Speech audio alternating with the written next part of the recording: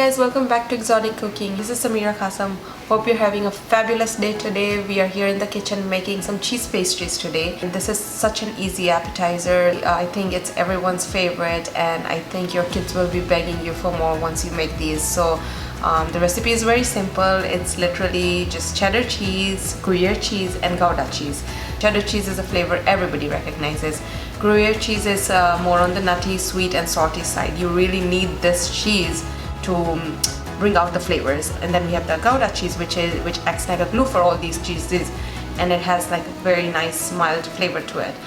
Everybody loves a good cheesy pastry, so when I was traveling through Europe I had a lot of pastries in France and I would ask them, what do you put in it, and they use these kind of cheeses which creates that very unique flavor to it. So if you like this channel, give it a thumbs up, comment down below what you like next to see, and if you're new here, don't forget to subscribe. And so yeah, without any further ado, let's get started.